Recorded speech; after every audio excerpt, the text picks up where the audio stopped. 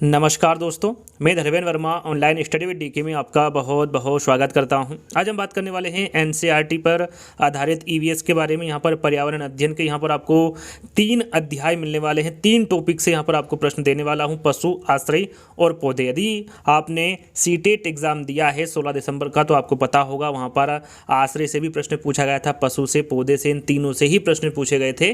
तो उसी को देखते हुए यहाँ पर जितने भी इंपॉर्टेंट पौधे हैं, जितने भी इंपॉर्टेंट आश्रय है, जितने भी इंपॉर्टेंट पशु हैं, उन सभी के बारे में यहाँ पर आपको चित्र के माध्यम से जानकारी दूंगा। उनको 1 बाय 1 करके बताऊंगा। आप यहाँ पर चित्र के माध्यम से देख सकते हैं। इस प्रकार आपको एक एक करके सारी जानकारी देने वाला हूँ। पूरी एनसीईआरटी का निचोड़ आपको इस वीडियो के माध्यम से मिलने वाला है, तो आपको स्किप नहीं करना है, वीडियो को पूरा देखना है और अंत में हमें जरूर बताना है कि आज का जो वीडियो है वो आपको कैसा लगा। बहुत ही समय लगा मुझे इस पीडीएफ को बनाने में, तो आपको सबसे पहले तो लाइक करना है, फिर शेयर करना है और फिर चैनल को सब्सक्राइब कर लेना है। पर्यावरण अध्ययन के जितने भी इंपॉर्टेंट पौधे, आश्रय और पशु है, उन सभी के बारे में इस वीडियो के माध्यम से आपको जानकारी दी जाएगी। एक नज़र डाल लेते हैं इस वीडियो में आपको क्या क्या मिलेगा। सभी चित्र के माध्यम से आपको मिलने वाले हैं। यदि हम पशु की बात करें तो पशु में आपको शेर, बाघ, सांप, जो कि 4 प्रकार के हमारे भारत में पाए जाते हैं।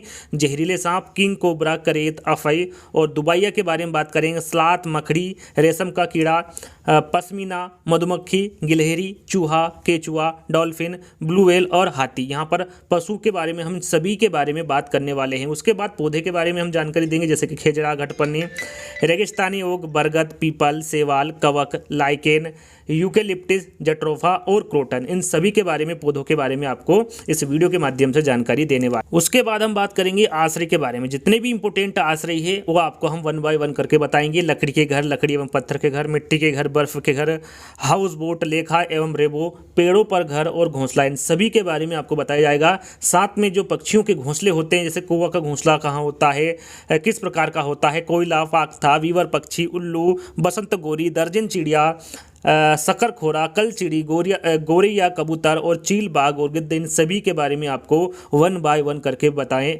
1 बाय 1 करके आपको बताने वाला है। यहाँ पर देखिए कितने सारा मटेरियल आपको एक ही वीडियो के माध्यम से मिलने वाला है। तो एक ही रिक्वेस्ट है आपसे कि वीडियो को आपको ज़्यादा से ज़्यादा लाइक करना है, ज़्यादा से ज़्यादा शेयर करना है और ज़्यादा से ज़्यादा बच्चों को हमारे चैनल से जोड़ना है। तो यदि आपने अभी तक सब्सक्राइब नहीं किया है तो सब्सक्राइब कर देना है। तो चलिए शुरुआत करते हैं। सबसे पहले हम यहाँ पर शुरुआत करेंगे पशु से। अलग अलग जगह के जो पशु होते हैं उनके बारे में आपको जानकारी देंगे। फिर आपको यहाँ पर आश्रय के बारे में और फिर पौधे के बारे में आपको जानकारी देंगे। तो यहाँ पर देखिए, मैं सबसे पहले आपको बता दूं कि 5 से 6 प्रश्न आपको अंत में मिलने वाले हैं, जिसका आंसर आपको इन्हीं में से देना है। तो आपको ध्यानपूर्वक सुनना है और ध्यानपूर्वक समझना है। अंत में आपको 5 से 6 प्रश्न मिलेंगे, जिसके आंसर आपको देना होगा कमेंट्स के माध्यम से। तो शुरुआत करते हैं शेर से। हम यहाँ पर शुरुआत करते हैं। शेर का चित्र आप देख ही रहे होंगे। तो शेर भूरे रंग का होता है। यदि पूछे कि शेर किस रंग का होता है, भूरे रंग का होता है। जंगल का राजा शेर को कहा जाता है। और भारत में सर्वाधिक शेर गिर राष्ट्रीय उद्यान में पाए जाते हैं। प्रश्न में पूछा जाता है कि भारत में सर्वाधिक शेर कहां पर पाए जाते हैं, तो गिर राष्ट्रीय उद्यान में पाए जाते हैं। कौन से राज्य में पाए जाते हैं, तो गुजरात राज्य में पाए जाते हैं। चलिए, शेर जो होते हैं वो समूह में रहते हैं। जो शेर होते हैं वो किस प्रकार रहते हैं, समूह में रहते हैं। और शेरों के एक समूह में 10 से 12 शेर, शेरनी और बच्चे रहते हैं। यहाँ पर देखिए पूछा जाता है कि शेरों के एक समूह में कितने सदस्य होते हैं, कौन कौन होते हैं। तो याद रखिएगा 10 से 12 शेर, शेरनी और उनके बच्चे होते हैं। समूह का नेतृत्व कौन करता है, शेर के जो समूह का नेतृत्व होता है वो कौन करता है, ध्यान दीजिएगा, शेरनी करती है। यहाँ पर प्रश्न कुछ इस प्रकार से पूछा जाता है कि 4 विकल्प दे देंगे और कूट में आपसे आंसर पूछेंगे कि इनमें से कौन सा कथन सही होगा शेर से संबंधित। तो इस प्रकार से प्रश्न देते हैं, चाहे वो सीटेट एग्जाम हो या फिर अन्य टेट एग्जाम हो। तो आपको हर एक पॉइंट को ध्यान से सुनना है। शेर अपने इलाके का निर्धारण मूत्र के द्वारा करता है। शेर अपने इलाके का निर्धारण कैसे करता है, मूत्र के द्वारा करता है। शेर के अंधेरे में देखने की जो शक्ति होती है वो मनुष्य से 6 गुना अधिक होती है। कितना गुना अधिक होती है, यदि एग्जाम में पूछे कि शेर की अंधेरे में देखने की शक्ति मनुष्य से कितना गुना होती है, तो कितना गुना होती है, 6 गुना होती है। चलिए, अब बात करेंगे बाघ की। बाघ का चित्र आप देख ही रहे होंगे। भारत का राष्ट्रीय पशु बाघ है, ये तो सभी को पता है। सरल सा प्रश्न है। भारत में सर्वाधिक बाघ मध्य प्रदेश में पाए जाते हैं, इसलिए एमपी को टाइगर स्टेट भी कहा जाता है। यदि प्रश्न में पूछे कि किस राज्य को टाइगर स्टेट कहा जाता है, तो वो एमपी को कहा जाता है। तो याद रखिएगा, भारत में जो सर्वाधिक बाघ पाए जाते हैं वो मध्य प्रदेश में पाए जाते हैं। बाघ के शरीर पर काली एवं पीली धारियां पाई जाती है। आप देख सकते हैं बाघ के शरीर पर काली एवं पीले रंग की जो धारियां होती हैं वो आपको इस चित्र के माध्यम से दिखाई दे रही होगी। तो ये सरल सा सरल से पॉइंट हैं जिसके बारे में आपको पता भी होगा। आगे देखते हैं, बाघ के बालों या वन्य जीवों के अलग अलग रंग बालों के कारण से होता है, जलवायु या वातावरण से नहीं। इंपॉर्टेंट है, ध्यान दीजिएगा। जो रंग होता है बाघ का वो जलवायु या वातावरण के कारण नहीं होता है। किसके कारण होता है? उनके बालों के कारण होता है। इंपॉर्टेंट है, ध्यान दीजिएगा। बाघ अपने इलाके का निर्धारण ये भी किसके द्वारा करता है? मूत्र के द्वारा करता है, जैसे कि शेर करता है।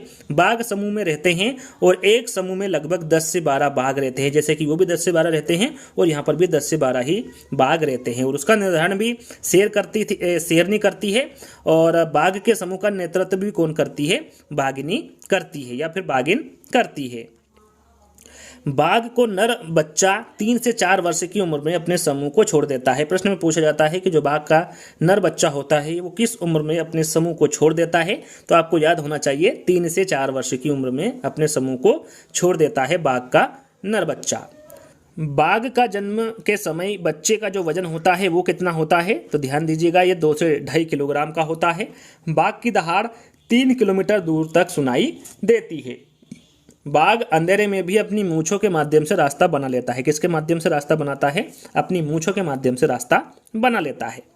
बाघ जंगल में पत्तियों में सरसराहट या हिलने के कारण दूर से ही पहचान जाता है कि जो पत्तियों में हिलने का सरसराहट है वो किस कारण होता है? किसी जीव के कारण है या फिर हवा के कारण है? बाघ ऐसा इसलिए कर पाता है क्योंकि बाघ के कान कई दिशाओं या चारों दिशाओं में गति कर सकते हैं। इंपॉर्टेंट है, ध्यान दीजिएगा। ये किस लिए करते हैं? क्योंकि बाघ के कान कई दिशाओं या चारों दिशाओं में गति कर सकते हैं। और जान लेते हैं बाघ के बारे में। बाघ अंधेरे में भी मनुष्य से 6 गुना अधिक देख सकता है। जैसे कि शेर देख सकता है, वैसे ही बाघ अंधेरे में भी मनुष्य से 6 गुना अधिक देख सकता है। बाघों की आबादी तेजी से घट रही है। क्यों घट रही है? इसका मुख्य कारण है बाघों का अवैध शिकार एवं प्राकृतिक आवासों का निवास, इसलिए बाघों की आबादी तेजी से घट रही है।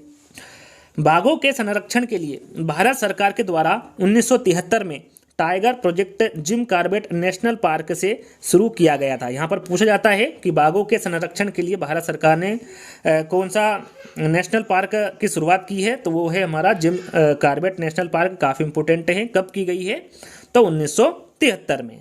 चलिए अब बात करते हैं सांप की। सांप को कौन नहीं जानता? सभी जानते हैं। सांप एक रेंगने वाला सरीसृप प्रजाति का होता है। इस प्रकार से रेंगता है, सभी को पता है। और भारत में कुल 4 प्रकार के जहरीले सांप होते हैं। यदि पूछा जाए, एग्जाम में पूछा जाता है कि भारत में कुल कितने प्रकार के जहरीले सांप होते हैं, तो कितने प्रकार के जहरीले सांप होते हैं? 4 प्रकार के। आप चारों प्रकार के बारे में जानेंगे, साथ में आप चित्र के माध्यम से भी उनको देख पाएंगे। नाग या फिर किंग कोबरा, याद रखिएगा, काफी इंपोर्टेंट हैं। चारों के बारे में आपको पता होना चाहिए। पहले इनके नाम देख लेते हैं। नाग या किंग कोबरा, करेत, अफई और दुबोई, ये 4 प्रकार के जहरीले सांप होते हैं जो कि भारत में पाए जाते हैं। नाग या किंग कोबरा आप यहाँ पर चित्र के माध्यम से देख सकते हैं। और करेत की बात करें तो करेत भी आप यहाँ पर चित्र के माध्यम से देख सकते हैं। और बात करें अफई की, तो अफई भी यहाँ पर आप देख सकते हैं चित्र के माध्यम से। ये भी बहुत ही जहरीला सांप होता है। और चौथा हमारा जो सांप है जो भारत में पाया जाता है वो दुबई, जो कि आप इसको भी चित्र के माध्यम से देख सकते हैं। ये चारों सांपों के बारे में आपको पता होना चाहिए, याद होना चाहिए। सांप के 2 विषैले दांत होते हैं। सांप के कितने विषैले दांत होते हैं? 2 विषैले दांत होते हैं, जिनके माध्यम से सांप विष या जहर को किसी जीव या अन्य जीवों में प्रवेश कराता है। आप यहाँ पर इस चित्र के माध्यम से देख सकते हैं। सांप के कितने विषैले दांत होते हैं? 2 विषैले दांत होते हैं, जिसका उपयोग ये विष या जहर को किसी जीव या फिर अन्य जीवों में प्रवेश के लिए करता है। सांप काटने की दवा सीरम सांपों के जहर से ही बनाया जाता है। याद रखिएगा, जो सांप की दवा बनती है वो उन्हीं के जहर से बनती है, जिसका नाम क्या है? सीरम। अलग अलग कंपनी अलग अलग नामों से जो दवा है उनको निकालती हैं। याद रखिएगा, सांप काटने की दवा सीरम सांपों के जहर से ही बनाया जाता है। सांपों के दांत होते हैं, लेकिन वहां अपने भोजन या शिकार को सीधा निगल जाता है। अभी मैंने आपको बताया सांपों के कितने दांत होते हैं। विषैले दांत 2 होते हैं, लेकिन उनका उपयोग वो खाने के लिए नहीं करता है। अपना भोजन या शिकार को वो सीधा निगल जाता है। नाग या किंग कोबरा एक ऐसा सांप है जो घोंसला बनाता है। इंपॉर्टेंट है, ध्यान दीजिएगा।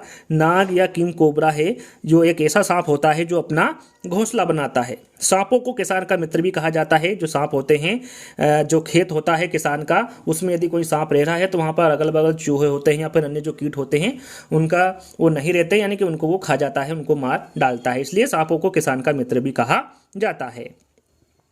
विश्व का सबसे लंबा जीव कौन सा है? वो है अजगर। याद रखिएगा, विश्व का सबसे लंबा जीव कौन सा होगा? अजगर। आप अजगर का चित्र यहाँ पर देख सकते हैं। यदि प्रश्न में पूछा जाए कि विश्व का सबसे लंबा जीव कौन सा होगा, तो वो अजगर होगा। चलिए, विश्व में सर्वाधिक सांप विषुवत रेखी क्षेत्र में पाए जाते हैं। यदि पूछा जाए कि विश्व में सर्वाधिक सांप कहाँ पर पाए जाते हैं, तो ये विषुवत रेखी क्षेत्र में पाए जाते हैं। हांगकांग के लोग सांपों के मांस को खाते हैं, जिसे लिंग हु फेन कहा जाता है। इंपॉर्टेंट है, याद रखिएगा, हांगकांग के लोग सांपों के मांस को खाते हैं, जिसे क्या कहा जाता है? लिंग हु फेन कहा जाता है। सांप के कान नहीं होते हैं, लेकिन वहाँ ध्वनि के कंपन को महसूस कर सकते हैं। यहाँ पर आप चित्र के माध्यम से देख सकते हैं कि जो कोई सपेरा होता है, जब वो अपनी बीन बजाता है तो सांप के कान नहीं होते हैं, वो सुन नहीं सकता, लेकिन वो जो कंपन उसको महसूस होता है, उसी से ही उसके जो मुंह होता है उनको वो इधर उधर करता है, अपनी प्रतिक्रिया करता है। जैसे कि यहाँ पर लिखा हुआ है कि सपेरा जब बीन बजाता है तो बीन से निकली ध्वनि की कंपन के अनुसार ही वो अनुक्रिया करता है, प्रतिक्रिया करता है, उसके कान नहीं होते। आप इस चित्र के माध्यम से देख सकते हैं। चलिए, अब हम स्लॉथ के बारे में जानेंगे। स्लॉथ होता क्या है? देखिए, स्लॉथ ये जो भालू है उसी की तरह दिखता है, लेकिन भालू नहीं होता। याद रखिएगा, भालू जैसा दिखता है लेकिन भालू नहीं होता है। स्लॉथ सप्ताह में एक दिन सोच के लिए नीचे उतरता है। जो जो स्लॉथ होता है वो सप्ताह में सिर्फ एक ही दिन सोच के लिए नीचे उतरता है। स्लॉथ एक अच्छा तैराक भी होता है और ये अधिकांश स्लॉथ अमेरिका महाद्वीप में पाए जाते हैं। आप चित्र के माध्यम से देख सकते हैं जो स्लॉथ है ये कहाँ पर पाए जाते हैं? अधिकांशतः अमेरिका महाद्वीप में पाए जाते हैं। चलिए, बहुत ही आलसी जीव होता है ये। स्लॉथ पेड़ों पर उल्टे लटक कर मस्ती में 17 घंटे सोते। कितना घंटे सोते? 17 घंटे। 24 घंटे में से 17 घंटे सिर्फ ये सोता ही रहता है। स्लॉथ जिसे पेड़ पर रहता है उसी पेड़ की पत्तियां को खाता है। जिस पेड़ पर स्लॉथ रहता है उसी पेड़ की पत्तियां ये खाता है। और इनकी आयु कितनी होती है स्लॉथ की? तो ये 40 वर्ष तक जीवित रहता है। और यहाँ पर स्लॉथ अपने पूरे जीवन काल में लगभग 7 से 8 पेड़ों पर ही निवास करता है। यानी कि सिर्फ ये अपने जो 40 साल है वो कहाँ पर बिताता है? पेड़ पर बिताता है। कितने पेड़ों पर? मात्र 7 से 8 पेड़ों पर बिताता है। इंपोर्टेंट एग्जाम में पूछा जाता है, आपसे पूछा जाएगा स्लॉथ के बारे में जो सही कथन है उनके बारे में जानकारी दीजिए। 4 विकल्प देंगे और कूट में आपसे आंसर पूछा जाएगा। तो एक एक पॉइंट को ध्यान से सुनिएगा। आगे आपसे प्रश्न भी पूछा जाएगा। अंत में 5 प्रश्न जिसका आपको ध्यान देना है। यहाँ पर अब बात करेंगे मकड़ी की। मकड़ी को कौन नहीं जानता? सभी के घरों में पाई जाती है मकड़ी, आपने देखा होगा। मकड़ी आर्थ्रोपोडा संघ का जीव है। एग्जाम में पूछा गया है मकड़ी किस प्रकार का जीव है, किस संघ का जीव है? तो ये आर्थ्रोपोडा संघ का जीव है। मकड़ी को कीट वर्ग का अपवाद माना जाता है। मकड़ी को कीट वर्ग का अपवाद माना जाता है क्योंकि कीट के 6 पैर होते हैं जबकि मकड़ी के 8 पैर होते हैं। देखिए, इंपोर्टेंट है, यदि पूछा जाए कि कीट में जो मकड़ी है इसके कितने पैर होते हैं, तो 8 पैर होते हैं। और अन्य जो कीट हैं उनके कितने पैर होते हैं? तो उनके 6 पैर होते हैं। मकड़ी को सामाजिक कीट वर्ग में भी सम्मिलित नहीं किया जाता। कहने का मतलब है जो चींटी हैं वो एक समूह में रहती हैं, लेकिन जो मकड़ी है ये समूह में रहना पसंद नहीं करती हैं। एक प्रश्न भी पूछा गया था कि कौन सा कीट है या फिर कौन सा जानवर है जो समूह में रहना पसंद नहीं करता है, वो कौन सा होगा? मकड़ी होगा। मकड़ी को सामाजिक कीट वर्ग में भी सम्मिलित नहीं किया गया है, या अकेला रहना पसंद करता है या फिर करती है। रेशम का कीड़ा आपने देखा होगा, यहाँ पर आप चित्र के माध्यम से भी देख सकते हैं। रेशम कीट पालन को देखिए, वीडियो पसंद आ रहा होगा, बहुत मेहनत लगी है मुझे इस पीडीएफ को तैयार करने में। आगे भी जो बचे हुए चैप्टर है या बचे हुए टॉपिक है उनको भी आपको देखना है, तो आपको इस वीडियो को ज़्यादा से ज़्यादा शेयर करना है, ज़्यादा से ज़्यादा लाइक करना है और ज़्यादा से ज़्यादा जो भी ये वीडियो देख रहे हैं सभी को चैनल को सब्सक्राइब कर लेना है। ये पहला काम करना है। यदि आपने चैनल को सब्सक्राइब नहीं किया तो तुरंत कीजिए, तुरंत इस वीडियो को लाइक करिए। और जितने भी आपके पास ग्रुप है और जितने भी, चाहे वो व्हाट्सएप ग्रुप हो, टेलीग्राम ग्रुप हो या फिर अन्य ग्रुप हो, सभी में इसको शेयर कर दीजिएगा। ज्यादा से ज्यादा इस वीडियो को शेयर करना है आपको। रेशम कीट पालन को सेरीकल्चर कहा जाता है। एग्जाम में पूछा जाता है रेशम कीट पालन को क्या कहा जाता है, तो इसे सेरीकल्चर कहा जाता है। रेशम के कीड़े को शहतूत के पेड़ों पर पाला जाता है। जो रेशम के कीड़े होते हैं इनको किन पेड़ों पर पाला जाता है, तो शहतूत के पेड़ों पर पाला जाता है रेशम के कीड़े को। आगे बात करेंगे, भारत में सर्वाधिक रेशम का कीट का पालन जम्मू और कश्मीर, लद्दाख, आंध्र प्रदेश एवं असम राज्य में किया जाता है। देखिए जितने भी यहाँ पर मैं आपको पॉइंट बता रहा हूँ, जितने भी पशुओं के बारे में, आश्रय के बारे में बताऊंगा, पौधे के बारे में बताऊंगा, एक बात विशेष ध्यान दीजिएगा, इन प्रश्नों को कोर्ट में पूछा जाता है। कह सकते हैं कि कौन सा कथन सही है, 4 विकल्प आपको दे देंगे और चारों विकल्पों में से कौन सा सही होगा, ABCD दे देंगे और उसमें आपको आंसर देना होता है। तो आपको सभी पॉइंट को ध्यान से सुनना है, 1 to 1 सुनना है। यदि चारों विकल्प दे देंगे और पूछा जाएगा कौन सा सही होगा, यदि आप एक भी मिस कर देंगे तो आपको पूरा जो आंसर होगा वो गलत हो जाएगा। भारत में सर्वाधिक रेशम का कीट का पालन जम्मू और कश्मीर, लद्दाख, आंध्र प्रदेश एवं असम राज्य में किया जाता है। नर, याद रखिएगा, नर रेशम कीट अपनी मादा को कई किलोमीटर दूर रहकर भी उसकी गंध से उसको पहचान लेता है। जो नर होता है, जो नर रेशम कीट होता है, वो अपनी मादा को कई किलोमीटर दूर तक रहकर भी उसकी गंध से उनको पहचान लेता है या फिर पहचान जाता है। नोट, आप यहाँ पर नोट देख सकते हैं कि जो रेशम साड़ी, यदि पूछा जाए कि जो रेशम की साड़ी है वो ज़्यादातर कहाँ पर प्रचलित है, तो रेशम की जो साड़ी है ये पोचमपल्ली एवं कलमकरी आंध्र प्रदेश में प्रचलित है। यदि पूछा जाए, एकदम पूछा जाता है कि रेशम की साड़ी है वो कहाँ पर अधिक प्रचलित है, तो ये पोचमपल्ली एवं कलमकरी आंध्र प्रदेश में प्रचलित है रेशम की साड़ी। तो इस बात का भी आपको ध्यान रखना है। चलिए अब बात करेंगे पश्मीना बकरी के बारे में। पश्मीना बकरी को कहाँ पर पाला जाता है, तो पश्मीना बकरी को लद्दाख केंद्र शासित प्रदेश में पाला जाता है। पश्मीना बकरी को चांगपा जनजाति के लोग पालते हैं। पूछा जाता है कि इसको कहाँ पर पाला जाता है, कौन सी जनजाति के लोग पालते हैं, तो इसे लद्दाख केंद्र शासित प्रदेश में पाला जाता है और चांगपा जनजाति के द्वारा इसे पाला जाता है। पश्मीना जो बकरी होती हैं, इन्हें 5000 मीटर की ऊंचाई पर भी इन्हें रख सकते हैं या फिर ये रह सकती है। जो पश्मीना बकरी होती हैं 5000 मीटर की ऊंचाई पर भी रह सकती है। पश्मीना बकरी 10 डिग्री सेल्सियस तापमान पर भी रहकर जीवन यापन कर सकती है। पश्मीना बकरी के बाल मनुष्य के बाल से 6 गुना पतले होते हैं। याद रखिएगा, जो पश्मीना बकरी होती हैं, जो बाल मनुष्य के होते हैं, उन बाल से कितने गुने पतले होते हैं, 6 गुना पतले होते हैं। पश्मीना बकरी के शाल या स्वेटर साधारण स्वेटर की तुलना में 6 गुना ज़्यादा गर्म होते हैं। कितने गुना ज़्यादा गर्म होते हैं, 6 गुना ज़्यादा गर्म होते हैं। और पश्मीना के शाल या स्वेटर बनाने में 250 घंटे लगते हैं। एग्जाम में पूछा गया है कि पश्मीना के शाल या स्वेटर बनाने में कितने घंटे लगते हैं, तो 250 घंटे लगते हैं। पश्मीना बकरी को जिस स्थान पर पाला जाता है उसे लेखा कहते हैं। इंपॉर्टेंट है, ध्यान दीजिएगा। पश्मीना बकरी को जिस स्थान पर पाला जाता है उसे लेखा कहा जाता है। और चांगपा जनजाति के लोग जिन घरों में रहते हैं उन घरों को रेबो कहा जाता है। याद रखिएगा, लेखा और रेबो के बारे में आपको पता होना चाहिए कि पश्मीना बकरी को जिस स्थान पर पाला जाता है उसे लेखा कहते हैं और चांगपा जनजाति के लोग जिन घरों में रहते हैं उसे रेबो कहते हैं। अब बात करेंगे मधुमक्खी के बारे में। मधुमक्खी के बारे में तो आप सभी को पता है कि मधुमक्खी पालन को एपीकल्चर कहा जाता है। एपीकल्चर किसको कहा जाता है, मधुमक्खी पालन को। सर्वाधिक मधुमक्खी पालन के लिए लीची के पेड़ उपयुक्त रहता है। यहाँ पर देखिए कौन सा पेड़ उपयुक्त रहता है, सर्वाधिक मधुमक्खी पालन के लिए लीची का पेड़। भारत में सर्वाधिक मधुमक्खी का जो पालन होता है वो बिहार में होता है, झारखंड में होता है, जम्मू और कश्मीर में होता है और हिमाचल प्रदेश में किया जाता है। भारत में सर्वाधिक मधुमक्खी पालन, तो याद रखिएगा कौन कौन से राज्य में किया जाता है, ये इंपॉर्टेंट है। मधुमक्खी पालन उस क्षेत्र में सबसे अच्छा माना जाता है जहां पर फूल, पत्तियां एवं पेड़ पौधे अधिक होते हैं। मधुमक्खी एक सामाजिक कीट है, यहाँ कॉलोनी या फिर बस्ती में रहती है। यानी कि सामाजिक कीट का मतलब कि एक साथ रहती, जितनी भी मधुमक्खी होती हैं वो एक साथ रहते हैं, सामूहिक रहते हैं। मधुमक्खी के एक छत्ते से लगभग 12 किलोग्राम शहद प्राप्त कर सकते हैं। कितने किलोग्राम शहद प्राप्त कर सकते हैं, एक छत्ते से लगभग 12 किलोग्राम। मधुमक्खी पालन के लिए सर्वाधिक उपयुक्त महीना, देखिए पूछा जाता है एग्जाम में कि मधुमक्खी पालन के लिए सर्वाधिक उपयुक्त महीना कौन सा है, तो वो है अक्टूबर से दिसंबर तक का जो महीना होता है ये उपयुक्त महीना होता है मधुमक्खी पालन के लिए सर्वाधिक। मधुमक्खी के छत्ते में एक रानी मक्खी, कुछ राजा एवं श्रमिक होते हैं। यदि पूछा जाए कि मधुमक्खी के छत्ते में कौन कौन रहते हैं, तो एक रानी मक्खी होती हैं, कुछ राजा होते हैं और श्रमिक होते हैं। मधुमक्खियां अपने साथियों को भोजन की सूचना नृत्य के द्वारा देती है। किस प्रकार देती हैं, मधुमक्खियां अपने साथियों को भोजन की सूचना नृत्य के द्वारा देती है। अब बात करेंगे गिलहरी की। गिलहरी को कौन नहीं जानता, सभी जानते हैं, आप चित्र के माध्यम से देख सकते हैं। गिलहरी एक स्तनधारी जीव है।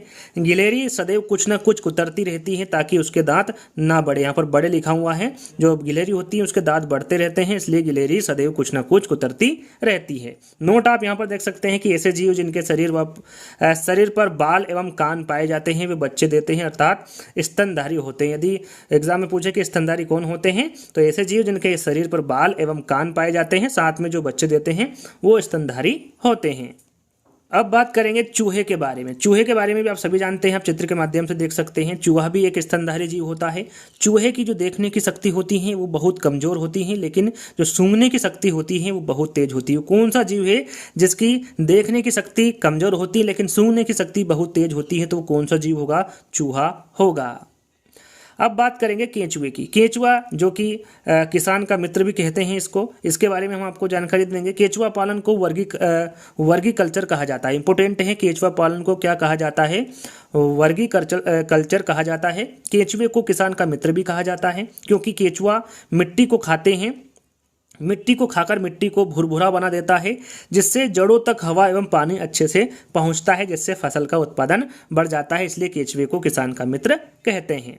केंचुए के माध्यम से जैविक खाद भी बनाया जाता है। आपने देखा होगा, बहुत सारे केंचुए को डाल दिया जाता है और वहाँ पर वो जो उनके द्वारा जो खाद बनता है वो जैविक खाद कहते हैं, या कह सकते हैं कि केंचुए के माध्यम से जैविक खाद भी बनाया जाता है। अब बात करेंगे डॉल्फिन की। आप डॉल्फिन का चित्र देख सकते हैं। डॉल्फिन भारत का राष्ट्रीय जलीय जीव डॉल्फिन है। एग्जाम में पूछा जाता है कि भारत का राष्ट्रीय जलीय जीव कौन सा है, तो आपको पता होना चाहिए डॉल्फिन है। डॉल्फिन जलीय स्तनधारी जीव है। डॉल्फिन एक बुद्धिमान जीव है। मानव के द्वारा जो भी इसे सिखाया जाता है ये आसानी से सीख जाता है। वो कौन सा जीव है? डॉल्फिन है। भारत में डॉल्फिन गंगा नदी में पाए जाते हैं। इसे लो टाइगर भी कहा जाता है। किस मछली को लो टाइगर भी कहा जाता है? तो वो है डॉल्फिन। और ये कहाँ पर पाई जाती है? भारत में गंगा नदी में पाई जाती है। गंगा नदी में सर्वाधिक डॉल्फिन इलाहाबाद से पटना के मध्य पाई जाती है। यदि पूछा जाए कि गंगा नदी में सर्वाधिक कहाँ से कहाँ या फिर किसके मध्य पाई जाती है, तो ये इलाहाबाद से पटना के मध्य पाई जाती है।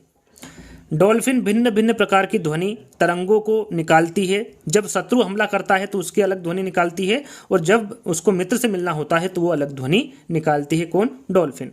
गंगा नदी में बढ़ते प्रदूषण के कारण डॉल्फिन की संख्या लगातार घटती जा रही है। अब बात करेंगे ब्लू व्हेल के बारे में। आप चित्र के माध्यम से देख सकते हैं। ब्लू व्हेल पृथ्वी पर पाए जाने वाला सबसे बड़ा जीव है। नीली व्हेल कह लीजिए या फिर ब्लू व्हेल कह लीजिए, ये एक स्तनधारी जलीय जीव है। ब्लू व्हेल भूरसेल प्रजाति की जीव है। ये किस प्रकार की प्रजाति की जीव है? Blue whale. तो ये भूरसेल प्रजाति की जीव है। सर्वाधिक ब्लू व्हेल प्रशांत महासागर में पाए जाते हैं। यदि प्रश्न में पूछे कि सर्वाधिक ब्लू व्हेल किस महासागर में पाए जाते हैं, तो ये प्रशांत महासागर में पाए जाते हैं। हाथी। अब बात करेंगे हम हाथी की। भारत का राष्ट्रीय विरासत पशु हाथी है। भारत में सर्वाधिक हाथी कहाँ पर पाए जाते हैं, किस राज्य में पाए जाते हैं? तो ये कर्नाटक राज्य में पाए जाते हैं। हाथी समूह में रहते हैं। समूह का नेतृत्व बुजुर्ग हथनी करती है। प्रश्न में पूछा जाता है, कूट में आंसर देना होता है, आपको सही कथन को पहचानना होता है। हाथी समूह में रहते हैं और इस समूह का जो नेतृत्व करती हैं वो बुजुर्ग हथनी करती हैं। एक स्वस्थ हाथी दिन भर में 100 किलोग्राम पत्तियां, छाछ या घास फूस खा लेता है। हाथी काले रंग का होता है, इसलिए इन्हें गर्मी अधिक लगती है, और गर्मी से बचने के लिए हाथी कीचड़ या फिर जल में खेलना पसंद करता है। जो हाथी का गर्भकाल होता है वो सर्वाधिक लगभग कितने माह का होता है? 22 माह का होता है। याद रखिएगा, हाथी का जो गर्भकाल होता है वो सर्वाधिक लगभग 22 माह का होता है। हाथी दिन भर में केवल कितने घंटे सोता है? 2 से 4 घंटे सोता है। सीटेट एग्जाम में पूछा गया प्रश्न है, हाथी दिन भर में कितने घंटे सोता है? 2 से 4 घंटे सोता है। स्थलखंड में पाए जाने वाला यह सबसे बड़ा जीव है हाथी। स्थलखंड में पाए जाने वाला सबसे बड़ा जीव कौन सा होगा? हाथी होगा। अब बात करेंगे चील की। यहाँ पर चील का आप चित्र देख सकते हैं। चील या बाज कह लो या फिर गिद्ध कह लो, इनकी जो देखने की जो दूरी होती है, जो इनकी क्षमता होती है, ये मनुष्य से कितना गुना अधिक होती है? तो 4 गुना अधिक होती हैं। अर्थात यदि किसी वस्तु को मनुष्य 2 मीटर दूर से देख सकता है तो उसकी वस्तु को ये कितने मीटर दूर से देख सकती हैं? यहाँ पक्षी 8 मीटर दूर से यहाँ पक्षी देख सकता है। यदि कोई वस्तु मनुष्य 2 मीटर से देख रहा है तो इनकी जो क्षमता होती है वो कितनी होती है? ये वहाँ 8 मीटर से भी देख सकती हैं। अब बात करेंगे वनस्पति जगत के बारे में, पौधों के बारे में। सबसे पहले हम खेजड़ी के बारे में जानेंगे। यहाँ पर खेजड़ी का आप चित्र देख सकते हैं, जो कि राजस्थान का राजकीय वृक्ष है, जिसके बारे में आपको पता होगा। नहीं पता है तो 1 बाय 1 करके आपको बताएंगे। खेजड़ी एक विशालकाय छायादार वृक्ष है, जिसकी छांव में स्थानीय बच्चे खेलते हैं। राजस्थान का राजकीय वृक्ष कौन सा है? खेजड़ी है। खेजड़ी राजस्थान राज्य के थार रेगिस्तान में पाया जाता है। ये कहाँ का राजकीय वृक्ष है? तो राजस्थान का है। और ये कहाँ पर पाया जाता है राजस्थान में? तो ये थार रेगिस्तान में पाया जाता है। खेजड़ी की जो जड़ें होती हैं वो गहरी होती हैं और इनको कम पानी में भी ये रह सकती हैं। खेजड़ी के छांव में स्थानीय बच्चे खेलते कूदते हैं। और जो खेजड़ी की फली होती है, इसका इस्तेमाल सब्जी बनाने में भी किया जाता है। इसकी जो छाल होती है खेजड़ी की, उसका प्रयोग दवा और औषधि बनाने में भी किया जाता है। और जो खेजड़ी की पत्ती होती हैं, उसका प्रयोग चारे के लिए भी किया जाता है। तो याद रखिएगा, ये हुई खेजड़ी की बात। अब बात करते हैं घटपर्णी या फिर कीटभक्षी या फिर शिकारी पौधा। याद रखिएगा, घटपर्णी पौधे को कीटभक्षी भी कहते हैं और शिकारी पौधा भी कहते हैं। घटपर्णी यहाँ पर आप चित्र के माध्यम से देख सकते हैं। घटपर्णी ऑस्ट्रेलिया, इंडोनेशिया एवं भारत के मेघालय राज्य में पाया जाता है। मेघालय राज्य में यदि भारत में पूछे कि भारत में किस राज्य में घटपर्णी पौधा, कीटभक्षी पौधा या फिर शिकारी पौधा पाया जाता है, तो वो मेघालय राज्य में पाया जाता है। घटपर्णी को शिकारी पौधा भी कहा जाता है, क्योंकि यहाँ चूहा, मेंढक एवं अन्य कीड़े मकोड़े को शिकार करता है। जो पौधा है घटपर्णी, इसे कीटभक्षी पौधा या फिर शिकारी पौधा इसलिए कहते हैं क्योंकि यहाँ चूहा, मेंढक एवं अन्य कीड़ों मकोड़ों को खाता है या फिर शिकार करता है। चलिए आगे देखते हैं इसके बारे में। इसके अलावा लंबे घड़ेनुमा आकृति का होता है। आपने देखा अभी चित्र के माध्यम से किस प्रकार का होता है ये। इसका जो आकार होता है वो लंबे घड़ेनुमा आकृति का होता है। घड़े के मुंह के पास कांटेनुमा आकृति लगी होती है, जैसे कि कोई जीव वहां पहुंचता है, उसका शिकार हो जाता है। घटपर्णी से एक विशेष प्रकार की गंध निकलती है, जिसमें आकर्षित होकर विभिन्न प्रकार के जीव खींचे हुए इसके पास चले जाते हैं और इसका शिकार बन जाते हैं। घटपर्णी उन क्षेत्रों में पाया जाता है जहां पर मिट्टी में नाइट्रोजन का अभाव होता है। पूछ जाए कि जो घटपर्णी पौधा होता है कहां पर पाया जाता है, तो ये उन क्षेत्रों में पाया जाता है जहां पर मिट्टी में नाइट्रोजन की कमी होती है या फिर नाइट्रोजन का अभाव होता है।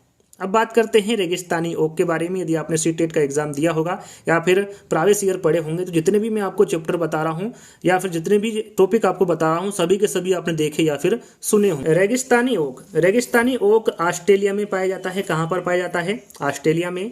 रेगिस्तानी ओक का जो तना है वो 10 से 12 फीट और मीटर में हम बात करें तो 4 मीटर का होता है। ऑस्ट्रेलिया के कुल भूभाग के सर्वाधिक क्षेत्रफल पर मरुस्थल का विस्तार है। इसे प्यासी धरती की भूमि भी कहा जाता है। वहां पर यह पौधा काफी उपयोगी है। जैसा कि मैंने आपको बताया था कि रेगिस्तान ओक का जो तना है ये 10 से 12 फीट या फिर 4 मीटर का होता है। रेगिस्तानी ओक की जड़ें तने से 30 गुना गहरी होती है। जो तना होता है उससे कितनी गहरी होती हैं? 30 गुना गहरी होती हैं। रेगिस्तान ओक के तने में जल संग्रहित रहता है। जो रेगिस्तानी ओक होता है उसके तने में क्या संग्रहित होता है? जल संग्रहित होता है। स्थानीय निवासी के सामने जब जल संकट होता है तो वे एक चाकू एवं पाइप की मदद से तने में संग्रहित जल का उपयोग करते हैं और उसका पीने में उपयोग करते हैं। अब बात करते हैं बरगद की। बरगद का चित्र आप देख सकते हैं, सभी ने देखा ही होगा बरगद को। बरगद एक विशाल छायादार वृक्ष है। राष्ट्रीय वृक्ष बरगद है, आप सभी को पता होगा। बरगद की जड़ें दूर तक फैली होती हैं। बरगद के तने से जड़ें लटकती है, जो कि तने को सहारा देने का कार्य करती है। पूछा गया था एग्जाम में, जो बरगद के तने से जड़ें लटकती हैं वो क्या कार्य करती है? तो वो सहारा देने का कार्य करती है। अब बात करते हैं पीपल की। पीपल तो आपने सभी ने देखा होगा, एक छोटा सा वृक्ष मैंने यहाँ पर रखा है, वैसे विशालकाय होता है पीपल का वृक्ष भी। तो पीपल एक विशाल छायादार वृक्ष है। पीपल का तना एक एवं जड़ें दूर तक फैली होती हैं। पीपल एक ऐसा वृक्ष है जो 24 घंटे ऑक्सीजन देता है। वो कौन सा वृक्ष है जो कि 24 घंटे ऑक्सीजन देता है? तो आपका राइट आंसर क्या होगा? पीपल। पीपल को बोध वृक्ष भी कहा जाता है, क्योंकि महात्मा बुद्ध को ज्ञान की प्राप्ति बोध गया में पीपल वृक्ष के नीचे हुई थी। प्रश्न में यदि पूछा जाए कि बोध गया किस वृक्ष को कहा जाता है, तो पीपल के वृक्ष को कहा जाता है। क्यों कहा जाता है? क्योंकि महात्मा बुद्ध को ज्ञान की जो प्राप्ति हुई थी वो बोध गया में पीपल के वृक्ष के नीचे ही हुई थी। अब बात करते हैं शैवाल की। शैवाल यहाँ पर आप चित्र के माध्यम से देख सकते हैं। शैवाल हरे रंग के होते हैं। उसमें क्लोरोफिल भी पाया जाता है। यहाँ पर ध्यान दीजिएगा, उसमें क्या पाया जाता है, क्लोरोफिल पाया जाता है। प्रकाश संश्लेषण विधि के माध्यम से ये भोजन बनाते हैं। फिर से दोहरा लेते हैं, शैवाल हरे रंग का होता है, उसमें क्लोरोफिल भी पाया जाता है। ये प्रकाश संश्लेषण विधि के माध्यम से भोजन बनाते हैं। कौन? शैवाल। लेकिन यहाँ पर देखिए, लेकिन शैवाल की मुख्य समस्या क्या है, उसका आधार है। कवक और शैवाल में के मध्य सहजीविता से, जहाँ कवक को शैवाल से भोजन प्राप्त हो जाता है तो वहीं शैवाल को कवक से आधार प्राप्त हो जाता है। दोनों ही सहजीविता यानी कि आपस में संबंध बना लेते हैं, जहाँ कवक को शैवाल से भोजन प्राप्त हो जाता है और वहीं शैवाल को कवक से आधार प्राप्त हो जाता है। चलिए अब बात करते हैं कवक की। कवक सफ़ेद रंग का होता है, जिसे हम बचपन में छतरी के नाम से भी जानते थे। सभी ने इसको देखा होगा, सभी इससे खेले भी होंगे। कवक सफ़ेद रंग का होता है, इसमें क्लोरोफिल नहीं पाया जाता। देखिए, शैवाल में क्लोरोफिल पाया जाता है लेकिन कवक में नहीं पाया जाता। ध्यान दीजिएगा, शैवाल में क्लोरोफिल पाया जाता है लेकिन कवक में क्लोरोफिल नहीं पाया जाता, इसलिए वहाँ अपना भोजन प्रकाश संश्लेषण विधि के माध्यम से नहीं बना सकता। शैवाल बना सकता है लेकिन कवक नहीं बना सकता। क्यों नहीं बना सकता? क्योंकि उसमें क्लोरोफिल नहीं पाया जाता है, इसलिए कवक सड़े गले स्थानों पर ही पाए जाते हैं। अतः कवक की जो मुख्य समस्या होती है वो भोजन होती है, और शैवाल की जो मुख्य समस्या होती है वो क्या होती है? आधार होती है। इसलिए दोनों आपस में संबंध बनाते हैं और अपनी समस्या को सुलझा लेते हैं। तो ध्यान दीजिएगा, आगे बढ़ते हैं। आगे हमारा लाइकेन। लाइकेन का चित्र आप यहाँ पर देख सकते हैं। लाइकेन को वायु प्रदूषण का सूचक माना जाता है। जब वायुमंडल में H2O कार्बन डाइऑक्साइड की मात्रा बढ़ जाती है तो उस क्षेत्र में पाए जाने वाले लाइकेन समाप्त हो जाते हैं। यानी कि सूचक यानी सूचना देने वाला जो होता है वो लाइकेन होता है। यदि जो लाइकेन है वहाँ जहाँ पर ये पाया जाता है, जिस क्षेत्र में पाया जाता है वहाँ पर लाइकेन यदि सूख रहा है, समाप्त हो रहा है, तो वहाँ के जो लोग हैं या फिर वहाँ के जो स्थानीय सरकारें हैं वो जान लेती हैं कि यहाँ पर जो कार्बन डाइऑक्साइड है उसकी मात्रा बढ़ रही है। तो ध्यान दीजिएगा, लाइकेन को वायु प्रदूषण का सूचक माना जाता है। जब वायुमंडल में कार्बन डाइऑक्साइड की मात्रा बढ़ जाती है तो उस क्षेत्र में पाए जाने वाले लाइकेन समाप्त हो जाते हैं, जिससे कि आप पता लगा सकते हैं। लाइकेन को वायु प्रदूषण का सूचक माना जाता है। जब वायुमंडल में H2O की मात्रा बढ़ जाती है तो क्षेत्र में पाए जाने वाले लाइकेन समाप्त हो जाते हैं। जैसा कि मैंने अभी आपको बताया, ताजमहल मथुरा तेल शोधनशाला से निकलने वाली H2O के कारण, कार्बन डाइऑक्साइड के कारण पीला पड़ रहा है, क्योंकि H2O अम्ल वर्षा के लिए उत्तरदायी है। इसे स्टोन कैंसर भी कहा जाता है। काफ़ी इंपॉर्टेंट प्रश्न एग्जाम में पूछा गया है। जो ताजमहल है वो पीला क्यों पड़ रहा है, किसके कारण पड़ रहा है, ये प्रश्न में पूछा गया था। तो ताजमहल मथुरा तेल शोधनशाला से निकलने वाले H2O के कारण पीला पड़ रहा है, क्योंकि H2O अम्ल वर्षा के रूप में उत्तरदायी है और इसे क्या कहा जाता है, तो इसे स्टोन कैंसर भी कहा जाता है। ताजमहल के चारों तरफ लाइकेन लगवाया गया है ताकि अम्ल वर्षा या वातावरण में SO2 की बढ़ोतरी को पता लगाया जा सके। कभी आप ताजमहल गए होंगे तो वहाँ पर आपको लाइकेन देखने को मिले होंगे आसपास। तो क्यों लगाया गया है? वो इसलिए लगाया गया है ताकि वहाँ पर पता चल सके कि यहाँ पर जो कार्बन डाइऑक्साइड की जो मात्रा है वो कैसी, यदि ज़्यादा होगी तो वहाँ पर जो लगा लाइकेन है वो समाप्त होने लगेगा, सूखने लगेगा, जिससे कि उनको पता चल जाएगा कि जो H2O है उसकी मात्रा यहाँ पर बढ़ रही है। चलिए अब बात करते हैं यूकेलिप्टिस की। आपने यूकेलिप्टिस भी देखा होगा सभी ने। यूकेलिप्टिस मूलतः ऑस्ट्रेलिया का वृक्ष है। कहाँ का है? ऑस्ट्रेलिया का वृक्ष है। ये भारत में भी पाया जाता है। यूकेलिप्टिस को सामाजिक वानिकी या पारिस्थितिकी तंत्र का आतंकवादी कहा जाता है। एग्जाम में पूछा गया है, ध्यान दीजिएगा। यूकेलिप्टिस को सामाजिक वानिकी का या फिर पारिस्थितिकी तंत्र का आतंकवादी कहा जाता है, क्योंकि यूकेलिप्टिस एक दिन में लगभग कितने लीटर जल का अपव्यय करता है? 40 लीटर जल का अपव्यय करता है। यानी कि एक दिन में इसको कितना लीटर पानी चाहिए? 40 लीटर पानी चाहिए यूकेलिप्टिस को। यूकेलिप्टिस को भारत में सामाजिक वानिकी कार्यक्रम 1976 के तहत भारत में लाया गया था। कब लाया गया था? 1976 के तहत। चलिए अब बात करते हैं जट्रोफा की। जट्रोफा का यहाँ पर आप चित्र देख सकते हैं। जट्रोफा मुख्यतः ब्राज़ील का पौधा है। कहाँ का है ये? ब्राज़ील का है। जट्रोफा से बायोडीजल बनाया जाता है। इंपॉर्टेंट है, किससे बायोडीजल बनाया जाता है? तो आपका राइट आंसर क्या होगा? जट्रोफा से। जट्रोफा की खेती उन क्षेत्रों में किया जा सकता है जो शुष्क या फिर मरुस्थलीय क्षेत्र हैं, और भारत में जट्रोफा के स्थान पर बायोडीजल के लिए करंज एवं पोगोमियों का इस्तेमाल किया जाता है, यानी कि कह सकते हैं जो बायोडीजल के लिए उपयोग किया जाता है, जहाँ पर जेट्रोफा उपयोग होता है ब्राजील में या फिर अन्य देश में, वहाँ पर भारत में किसका उपयोग किया जाता है, इस्तेमाल किया जाता है, करंजी एवं पोगोमिया का इस्तेमाल किया जाता है भारत में। क्रोटन, अब बात करते हैं क्रोटन की। आप क्रोटन को देख सकते हैं, क्रोटन को जल का प्राकृतिक सूचक माना जाता है। जल का प्राकृतिक सूचक किसे माना जाता है, क्रोटन को माना जाता है। क्रोटन को मुख्य फसल के साथ लगा दिया जाता है, तो मुख्य फसल की सिंचाई कब करना है इसकी सूचना क्रोटन दे देता है, क्योंकि क्रोटन की जो जड़ें होती हैं वो गहरी नहीं होती हैं, इसलिए क्रोटन का जो मुख्य फसल के साथ इसको लगा दिया जाता है, ताकि जो मुख्य फसल होती है उसकी सिंचाई कब करना है इसका क्रोटन के द्वारा पता लगाया जा सकता है। और जल संकट होने पर बहुत जल्दी सूख जाता है, जिससे पता चल जाता है कि मुख्य फसल की सिंचाई करना है या फिर नहीं। जैसा कि अभी मैंने आपको लाइकेन के बारे में बताया था, वैसे ही काम कौन करता है, यहाँ पर क्रोटन करता है। वो वहाँ पर कार्बन डाइऑक्साइड के बारे में पता लगाता है, और ये प्राकृतिक सूचना यानी कि जल के बारे में पता लगाता है कि जल आएगा या फिर नहीं। यदि कह सकते हैं कि क्रोटन को मुख्य फसल के साथ इसलिए लगाया जाता है ताकि वो ये पता लगा सके कि इसकी जो फसल की सिंचाई करना है वो कब करना है। यदि जल संकट होने वाला है तो बहुत जल्दी सूख जाता है, जिससे आप पता लगा सकते हैं या फिर आपको पता चल जाएगा कि आपकी जो फसल है उसको आपको अब सिंचाई देना है, पानी उनमें लगाना है। चलिए अब बात करते हैं मानव आवास की। अब बात करेंगे हम आश्रय की। तो सबसे पहले हम यहाँ पर लकड़ी के घर के बारे में जानेंगे। आप चित्र के माध्यम से लकड़ी का घर देख सकते हैं। लकड़ी के घर वर्षा बाहुल्य वाले क्षेत्रों में बनाए जाते हैं।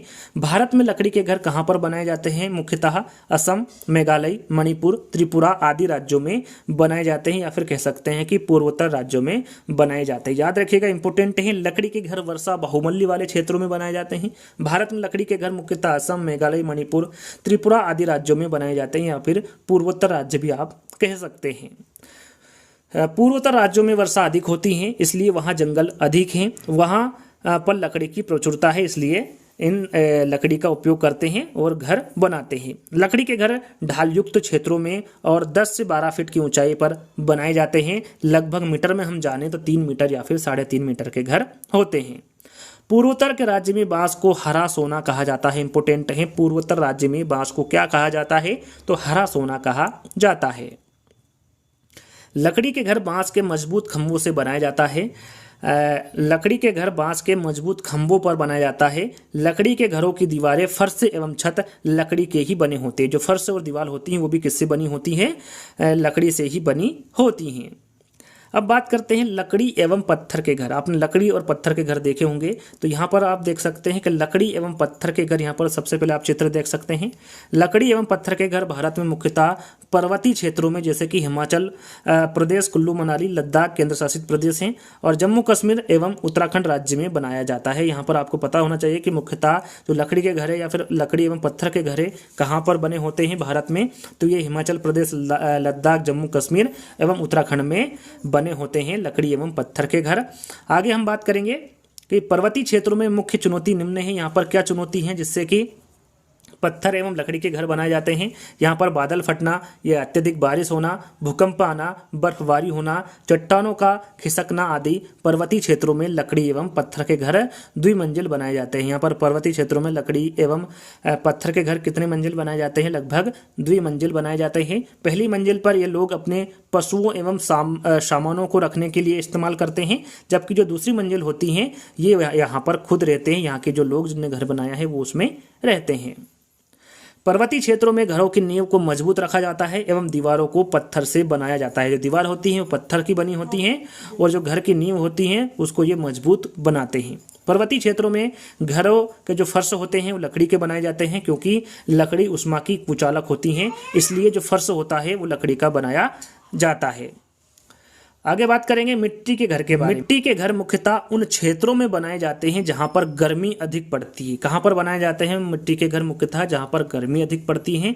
मिट्टी के घर भारत में मुख्यतः राजस्थान एवं उत्तर भारत में बनाए जाते हैं। कहां पर बनाए जाते हैं मिट्टी के घर, राजस्थान एवं उत्तर भारत में बनाए जाते हैं। मिट्टी की घरों की दीवारें बहुत मोटी होती हैं ताकि सूर्य की जो उष्मा है वो घरों में प्रवेश ना करे, जो गर्मी है वो अंदर ना आ सके सूर्य की, इसलिए जो मिट्टी की घरों की दीवारें होती हैं वो कैसी होती हैं, बहुत मोटी होती हैं। मिट्टी की घरों की छत को घास फूस या फिर लकड़ी का बनाया जाता है। मिट्टी के घरों की छतों को ढालयुक्त रखा जाता है ताकि वर्षा का जल छतों पर संग्रहित हो सके। इस प्रकार ढलानू बनाया जाता है उसके जो छत होती हैं, ताकि जो बरसात होती है वो यहाँ से आके नीचे गिर सके या फिर छतों पर संग्रहित ना हो वर्षा का जल। मिट्टी के घरों का जो फर्श होता है वो समय समय पर गोबर से लीपा जाता है। एग्जाम में पूछा गया है क्यों लीपा जाता है मिट्टी के घरों में फर्श का जो समय समय पर लीपा जाता है गोबर से, वो क्यों लीपा जाता है, सीटेट एग्जाम में पूछा गया है। तो क्यों लीपा जाता है, ताकि घरों में कीड़े मकोड़े प्रवेश ना करे, इसलिए मिट्टी के घरों में समय समय पर गोबर से लीपा जाता है। यह सीटेट एग्जाम में पूछा गया प्रश्न है। मिट्टी के घरों की दीवारों को समय समय पर मिट्टी से, यह भी मैंने आपको बता दिया है, समय समय पर मिट्टी एवं गोबर से लीपा जाता है ताकि दीवारें भी मजबूत रहे। चलिए अब बात करते हैं बर्फ के घर। आपने बर्फ के घर देखे होंगे, नहीं देखा तो आप इस चित्र के माध्यम से देख सकते हैं। बर्फ के घर मुख्यतः कहाँ पर बनाए जाते हैं, तो ये जो ध्रुवीय क्षेत्र होते हैं यहाँ पर बर्फ के घर आपको देखने को मिलेंगे। बर्फ के घर मुख्यतः एस्किमो जनजाति के द्वारा बनाए जाते हैं। एग्जाम में पूछा जाए कि बर्फ के घर मुख्यतः कौन सी जनजाति के द्वारा बनाए जाते हैं, तो ये एस्किमो जनजाति के रूप में बनाए जाते हैं। बर्फ के घर को इग्लू कहते हैं। आपको सभी को पता होगा, आपने पढ़ा होगा, बर्फ के घर को क्या कहते हैं, इग्लू कहते हैं। बर्फ के घरों की दीवारें बर्फ के टुकड़ों से बनाई जाती है। बर्फ की जो घर की दीवार हैं वो किससे बनाई जाती हैं, बर्फ के टुकड़ों से बनाई जाती हैं। बर्फ के घरों की दीवारें दोहरीकरण से मुक्त होती हैं ताकि घरों की उष्मा बाहर ना निकले। बर्फ के घरों के दरवाजे बहुत छोटे रखे जाते हैं ताकि ठंडी एवं बर्फीली हवाएं घरों में प्रवेश ना करें। एस्किमो जनजाति के लोग उच्च मांसाहारी होते हैं। यहाँ पर जो एस्किमो जनजाति के लोग होते हैं वो किस प्रकार के लोग होते हैं, ये उच्च मांसाहारी लोग होते हैं। अब हम हाउस बोट की बात करेंगे। हाउस बोट आप यहाँ पर चित्र के माध्यम से देख सकते हैं।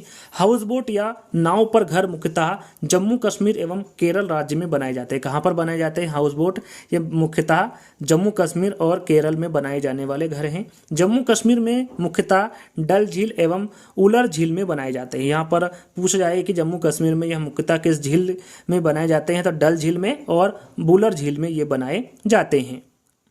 हाउस बोट की दीवारें एवं छतों में सुंदर नक्काशी किया जाता है ताकि सैलानियों को अधिक से अधिक आकर्षित किया जा सके। अब बात करते हैं लेखा एवं रेबो के बारे में। लेखा और रेबो के बारे में थोड़ी देर पहले ही मैंने बताया था। अब अपने को घर के बारे में जानकारी आपको देना है। चांगपा जनजाति के द्वारा जिन अस्थायी घरों में निवास किया जाता है उसे क्या कहते हैं, रेबो कहा जाता है। यहाँ पर आप चित्र के माध्यम से देख सकते हैं। चांगपा जनजाति के द्वारा जिन अस्थायी घरों में निवास किया जाता है उसे क्या कहते हैं, रेबो कहा जाता है। और चांगपा जनजाति के द्वारा जिन घरों में अपनी पश्मीना बकरी को पालते हैं उसे क्या कहते हैं, लेखा कहा जाता है। मैंने थोड़ी देर पहले ही बताया था। जहाँ पर वो रहते हैं उसे रेबो कहते हैं और जहाँ पर पश्मीना बकरी को रखा जाता है उसे लेखा कहते हैं। अब बात करेंगे पेड़ों पर बने घर के बारे में। पेड़ों पर घर विषुवती रेखी क्षेत्र के निवास करने वाले पिग्मी जनजाति के द्वारा बनाया जाता है। यहाँ पर देखिए काफ़ी इंपॉर्टेंट है। पेड़ों पर घर विषुवती रेखी क्षेत्र के निवास करने वाले कौन सी जनजाति के द्वारा बनाए जाते हैं, पिग्मी जनजाति के द्वारा। और कहाँ पर पाए जाते हैं, ये अफ्रीका में पाए जाते हैं। पिग्मी जनजाति के द्वारा पेड़ों पर घर इसलिए बनाया जाता है ताकि हिंसक वन्य जीवों से सुरक्षा प्राप्त किया जा सके। जो हिंसक जीव है ये घर के ऊपर ना चढ़े, इसलिए ये घर को नीचे नहीं बनाते हैं। कहाँ पर बनाते हैं, पेड़ के ऊपर बनाते हैं। आप यहाँ पर चित्र के माध्यम से देख सकते हैं। आगे बात करते हैं पक्षियों के आवास के बारे में। अब यहाँ पर देखिए आवास के बारे में आपको जानकारी देंगे जो पक्षियों के आवास होते हैं। सबसे पहले हम घोंसले की बात करते हैं। जो घोंसला है वो पक्षी अपना जो घोंसला है तभी बनाता है जब उसे अंडे देना होता है। सभी को पता है अलग अलग पक्षी अलग अलग वस्तुओं का प्रयोग कर अपना घोंसला बनाते हैं। कौन सा पक्षी किस प्रकार का घोंसला बनाते हैं उसके बारे में आपको जानकारी देंगे। सबसे पहले बात करेंगे कौवा की। पूछा गया है प्रश्न में, कौवा अपना घोंसला पेड़ की ऊंची डाल पर बनाता है। वो कौन सा पक्षी है जो अपना घोंसला पेड़ की ऊंची डाल पर बनाता है, तो वहां पक्षी कौन सा होगा, आपका कौवा होगा। कौवा अपना घोंसला बनाते समय उसमें लोहे के तार एवं लकड़ी की शाखाओं का प्रयोग करता है। आप यहाँ पर देख सकते हैं, ये यहाँ पर कौवा बैठा हुआ है और ये इसका घोंसला है। सबसे ऊंची डाल पर इसने अपना घोंसला बनाया हुआ है जिसमें ये लोहे के तार एवं लकड़ी की शाखाओं का भी प्रयोग करता है। अब बात करते हैं कोयल। कोयल तो अपना घर बनाती नहीं है, तो यहाँ पर मैं किस प्रकार से आपको चित्र दर्शाता, क्योंकि कोयल अपना घर बनाती नहीं है, कोयल अपना घोंसला नहीं बनाती है, वहाँ अपने अंडे कोए के घोंसले में देती हैं और कौवा उसे अपना समझकर पालता पोसता है। याद रखिएगा, इंपॉर्टेंट है। कौन सा पक्षी है जो अपना घोंसला नहीं बनाता है, तो कौन सा पक्षी है? कोयल। कोयल अपना घोंसला नहीं बनाता है, ये अपने जो अंडे हैं ये कहाँ पर रखती हैं? जो कोए का घोंसला होता है उसमें कोयल अपने अंडे को रख देती है, वहीं कौवा उसको पालता पोसता है। अब बात करते हैं पागता की। आप पागता को देख सकते हैं, पागता का चित्र देख सकते हैं, साथ में उसका घोंसला भी देख सकते हैं। फागता पक्षी अपना घोंसला कैक्टस के कांटों के बीच या फिर मेहंदी के पेड़ पर अपना घोंसला बनाता है। कहाँ पर ये अपना घोंसला बनाएगा? या तो कैक्टस के कांटों के बीच बनाएगा या फिर मेहंदी के पेड़ पर अपना घोंसला बनाएगा पागता पक्षी। इंपॉर्टेंट है, प्रश्न एग्जाम में पूछा जाता है। अब बात करते हैं वीवर पक्षी के बारे में। यहाँ पर देखिए, वीवर पक्षी के बारे में हम जानेंगे कि जो वीवर पक्षी होता है, जो घोंसला होता है इसका लालटेन के जैसा होता है। आप यहाँ पर चित्र के माध्यम से देख सकते हैं, जहाँ पर लालटेन जैसा घोंसला आपको दिखे, आप समझ जाएगा कि वो वीवर पक्षी का घोंसला है। और जो वीवर पक्षी का जो घोंसला होता है वो कौन बनाता है? तो इसमें जो नर वीवर पक्षी होता है वो घोंसला बनाता है। और नर वीवर पक्षी एक घोंसला नहीं बनाता है, कहीं घोंसले बनाता है। उन घोंसलों में मादा जो है वो डिसाइड करती है कि उसको कौन सा घोंसला पसंद आएगा। जिस घोंसले को वो पसंद करती है उसी में जो मादा वीवर पक्षी है वो अंडे देती है। यहाँ पर देखिए, आप देख सकते हैं कि वीवर पक्षी में नर वीवर पक्षी ही घोंसला बनाता है। नर वीवर पक्षी कई सारे घोंसले बनाता है। मादा वीवर पक्षी उसमें से जिसे पसंद करती है उसी घोंसले में वो अंडे देती है, यानी कई सारे घोंसले में वो एक पसंद करती हैं जिसमें वो अंडे देती हैं। उल्लू। उल्लू के बारे में आप सभी जानते हैं, आप इस चित्र के माध्यम से देख सकते हैं। उल्लू अपने बच्चे पुराने पेड़ों के जो खोखर होती हैं या फिर जो छेद होते हैं उसमें अपने बच्चे देता है। उल्लू अपनी गर्दन को आगे पीछे भी कर सकता है। अब बात करते हैं बसंत गोरी। बसंत गोरी आप यहाँ पर चित्र के माध्यम से देख सकते हैं। जो बसंत गोरी होती हैं वो अपना घोंसला तने में गहरा छेद कर बनाती हैं। आप देख सकते हैं बच्चे बैठे हुए हैं, तने में गहरा छेद है और उसमें बच्चे बैठे हुए यानी कि घोंसला बना हुआ है तथा उसी में अपना अंडा देती है। यहाँ पर आप चित्र के माध्यम से भी देख सकते हैं। दर्जन चिड़िया। अब दर्जन चिड़िया के बारे में हम जानेंगे। जो दर्जन चिड़िया होती हैं ये अपनी नुकीली चोंच से पत्तों को सिल देती है। जो दर्जन चिड़िया हैं ये चित्र के माध्यम से आप देख सकते हैं, एक पत्ता है जिसको इन्होंने सिल दिया है और उसी में उसके बीच में बनी थैली में अपना अंडा देती है। दर्जन चिड़िया अपनी नुकीली चोंच से पत्तों को सिल देती हैं और उसके बीच बनी थैली में अपना अंडा देती हैं। शकरखोरा। शकरखोरा यहाँ पर चित्र के माध्यम से आप देख सकते हैं। शकरखोरा अपना घोंसला छोटे पेड़ या झाड़ी की डाली पर बनाता है। घोंसले में बाल, बारीक घास, पतली टहनियाँ, सूखे पत्ते, रुई, पेड़ की छाल में टुकड़े और कपड़ों के छितड़े, यहाँ तक कि मकड़ी के जाल का भी वो प्रयोग करता है। कौन? शकरखोरा। अब बात करते हैं कलचिड़ी। कलचिड़ी के बारे में हम बात करें तो कलचिड़ी पत्थरों के बीच खाली जगह में अपने अंडे देती है। यहाँ पर आप चित्र के माध्यम से देख सकते हैं, यहाँ पर एक खाली जगह है जिसमें पत्थर लगे हुए हैं और उसी के बीच में ये अंडा देती है। कौन? कलचिड़ी। यदि आपने किसी पत्थर के बीच में अंडे आप देखेंगे तो आप समझ सकते हैं कि वो कलचिड़ी के अंडे हैं। कलचिड़ी अपने घोंसले पौधों की नाजुक टहनी, जड़, ऊन, बाल, रई आदि के माध्यम से बनाती है। जो कलचिड़ी हैं ये अपना घोंसला किसके माध्यम से बनाती हैं? पौधों की नाजुक टहनी के माध्यम से, जड़ से, ऊन से, बाल से, रई आदि के माध्यम से बनाती हैं। गोरैया। गोरैया की हम बात करें तो गोरैया जो अपना घोंसला है ये घर में अलमारी के ऊपर बनाती हैं, आईने के पीछे बनाती हैं, घर की दीवारों के आले में बनाती है। आपने यदि आपके घर में कहीं घोंसला देखा होगा तो समझ जाइएगा वो गोरैया का घोंसला है। गोरैया जो अपना घोंसला है वो घर में अलमारी होती है उसके ऊपर बना लेगी, आईने के पीछे बना लेगी। घर की दीवारों के जो आले होते हैं जिस पर रखने का सामान होता है वहाँ पर भी गोरैया के घोंसले बने होते हैं, ये वहाँ पर भी बना लेती हैं। अब बात करते हैं कबूतर की। कबूतर अपना घोंसला पुराने मकान या फिर खंडहर जगह पर बनाती है। जो कबूतर होती हैं इनके घोंसले ज़्यादातर कहाँ पर बनाती हैं? ये जो खंडहर घर होते हैं या फिर पुराने मकान होते हैं उनमें इनके घोंसला आपको देखने को मिल जाएगा। अब बात करते हैं चील, बाज और गिद्ध। शायद ये अंतिम हमारा जो घोंसले हैं उनके बारे में या फिर जो इस वीडियो का पार्ट है ये अंतिम पार्ट है और उसके बाद में आपसे 5 प्रश्न पूछे जाएंगे और 5 प्रश्नों का आपको आंसर कमेंट से के माध्यम से देना है। अभी तक आपने यदि वीडियो को लाइक नहीं किया है तो सभी के सभी जितने भी ये वीडियो देख रहे हैं सभी को लाइक करना है, शेयर करना है और चैनल को सब्सक्राइब कर लेना है। जल्दी से ये 3 काम फटाफट कर लेना है यदि आपको आगे के पार्ट जल्दी से जल्दी चाहिए। तो ये अपना घोंसला कहाँ पर बनाती है? चील। तो ये अपना घोंसला सबसे ऊंचे पेड़ की सबसे ऊंची डाली पर बनाती है। और ये पक्षी अपना घोंसला का इस्तेमाल साल दर साल करते हैं। और इन पक्षियों का जो घोंसला होता है वो 4.5 फीट चौड़ा होता है। यदि प्रश्न पूछे कि कौन से पक्षी का घोंसला 4.5 फीट चौड़ा होता है तो वो है चील।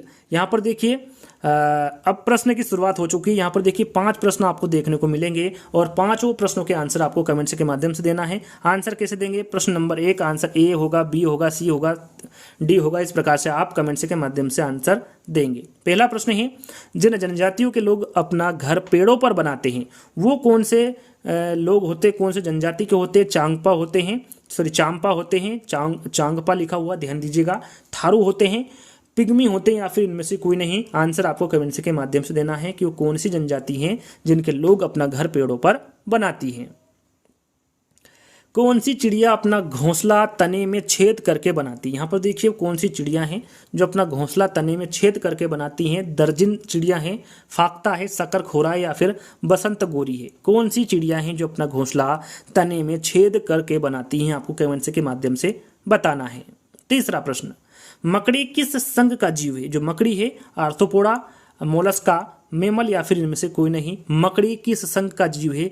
इसका भी आंसर आपको कमेंट्स के माध्यम से देना है। टोटल 5 प्रश्न है, शायद 6 होंगे, मैंने ध्यान नहीं दिया, अभी आपको पता चल जाएगा। चौथा प्रश्न है, भारत में सर्वाधिक शेर किस राष्ट्रीय उद्यान में पाए जाते हैं? काजीरंगा राष्ट्रीय उद्यान में, राष्ट्रीय उद्यान लिखा हुआ ध्यान दीजिएगा, कान्हा राष्ट्रीय उद्यान में, गिर राष्ट्रीय उद्यान में, या फिर इनमें से कोई नहीं। भारत में सर्वाधिक शेर किस राष्ट्रीय उद्यान में पाए जाते हैं? इसका भी आंसर आपको देना है। यहाँ पर देखिए टोटल 5 प्रश्न हैं और 5 के आंसर आपको कमेंट्स के माध्यम से देना है। 5वां प्रश्न है, कौन सा सांप घोंसला बनाकर रहता है? अजगर, किंग कोबरा, करेत, या फिर दुबोई? मैंने बताया भी था, इंपॉर्टेंट है, ध्यान देना है आपको। यदि आपने ध्यान दिया होगा तो आप इन 5 के आंसर कमेंट्स के माध्यम से आसानी से दे सकते हैं। 5 के 5 इंपॉर्टेंट हैं और आंसर आपको सभी को देना है। तो जल्दी दोस्तों इसके अगले पार्ट में मिलते हैं। जब तक के लिए धन्यवाद।